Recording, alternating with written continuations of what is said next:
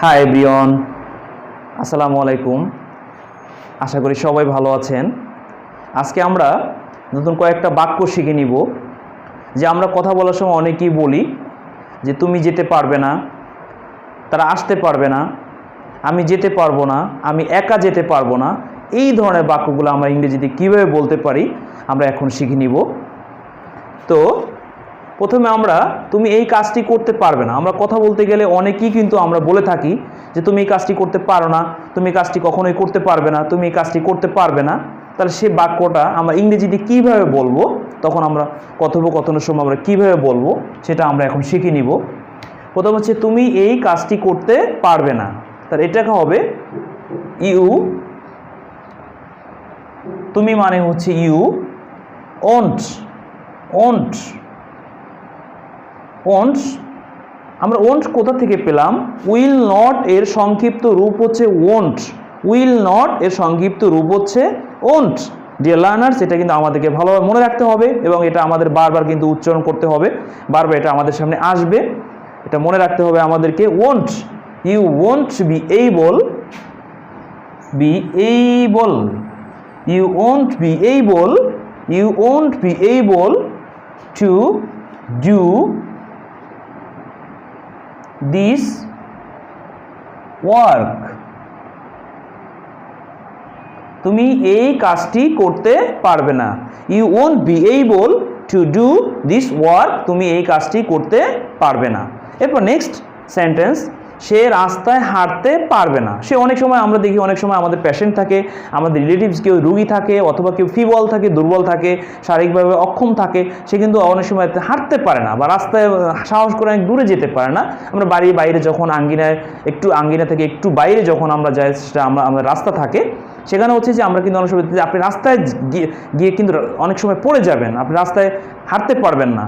তাহলে হচ্ছে যে সে রাস্তায় হাঁটতে পারবে না, এটাকে আমরা ইংরেজিতে কি বলবো?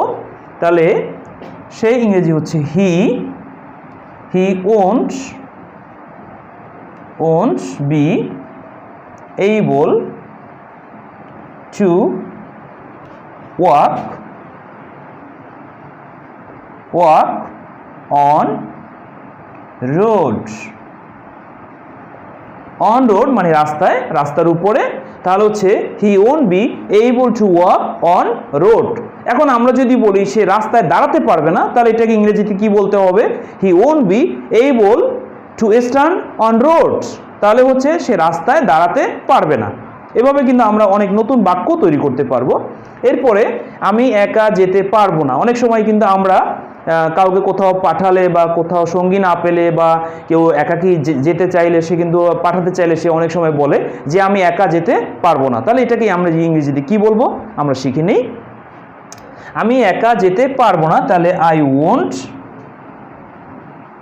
Won't be able to go alone.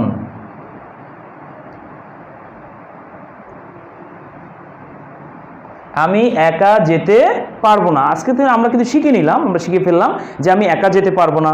হ্যাঁ, তাহলে এটা আমরা ইংরেজিতে কি বলবো, কীভাবে বলবো, এটা আমরা শিখে নিলাম। এরপরে আই ওন্ট, আমি কিন্তু ডিয়ার লার্নার্স, আমি কিন্তু বারবার আপনাদেরকে বলছি যে ওন্ট কোথা থেকে আসলে এটাকে আমাদেরকে মেমোরিতে রাখতে হবে। ওন্ট হচ্ছে উইল নট এর সংক্ষিপ্ত রূপ হচ্ছে ওন্ট। আমরা এটাকে ওন্ট বলবো, উইল নট বলবো না, কারণ এটা অনেক বড় হয়ে যাবে। তাহলে ওন্ট সংক্ষিপ্ত আকারে বলতে পারবো। আমি খেতে পারবো না, আমি খেতে পারবো না। তাহলে হচ্ছে I won't be able to eat, আমি খেতে পারবো না। এরপর যদি আমরা বলি যে রাব্বি খেতে পারবে না, তাহলে কি হবে? Rabbi won't be able to ইট। এরপর যদি আমরা বলি রাব্বি ভাত খেতে পারবে না, তাহলে কি হবে? Rabbi won't be able to eat rice. এরপর যদি আমরা বলি রাব্বি মাছ খেতে পারবে না, তাহলে কি হবে? Rabbi won't be able to eat fish. এরপর যদি আমরা বলি রাব্বি ফল খেতে পারবে না, তাহলে কি হবে? Rabbi won't be able to eat fruits. Rabbi ফল খেতে পারবে না।